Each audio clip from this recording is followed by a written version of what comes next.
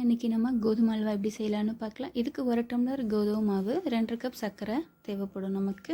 இப்போ இந்த மாவு நல்லா சலிச்சிட்டு நம்ம எடுத்த டம்ளர்லேயே 5 டம்ளர் தண்ணி விட்டு நல்லா கெட்டி இல்லாமல் கரைச்சி எடுத்துக்கிடுவோம். 1 ஸ்பூன் வெண்ணெய் விட்டுக்குருவோம். நம்ம கரைச்சி வச்சுருக்க மாவை நல்லா மிக்ஸ் பண்ணிக்குவோம். இந்த பதத்தில் இருக்கிறப்ப நம்ம 1 டம்ளர் சர்க்கரை சேர்த்துக்கலாம். திரும்பியும் நல்லா கிண்டிக்கிட்டே இருப்போம். திரும்பியும் நம்ம 1 டம்ளர் சர்க்கரை விட்டுக்கலாங்க. இந்த சைட் கேரமலுக்கு ரெடி பண்ணிடுவோம். நம்ம ஒரு 1/2 டம்ளர் சர்க்கரை விட்டு தண்ணி சேர்க்காம இந்த மாதிரி கேரமல் ரெடி பண்ணிடுவோம். எந்த ஃபுட் கலரும் தேவையில்லை, நேச்சுரலாகவே அல்வா கலரில் அழகாக கிடைக்கும் நமக்கு. இப்போ பாருங்கள், அல்வா ரெடி ஆக்கிட்டே இருக்குது. இப்போ நம்ம 1/2 டம்ளர்லேருந்து 3/4 டம்ளர் வரைக்கும் நம்ம நல்லா நெய் சேர்த்துக்கிடுவோம். ஒரு 4-5-6 முந்திரி பருப்பு சேர்த்து இப்போ அல்வா ரெடி ஆயிடுச்சு. 20லேருந்து 25 நிமிஷம் வரைக்கும் நமக்கு டைம் எடுத்துக்கிறோம். கொஞ்சம் பாத்திரத்தில் பிடிக்காம மட்டும் நம்ம கிண்டிக்கிட்டே இருக்கணும் இந்த அல்வா. உங்களுக்காக இந்த அல்வா பண்ணுங்க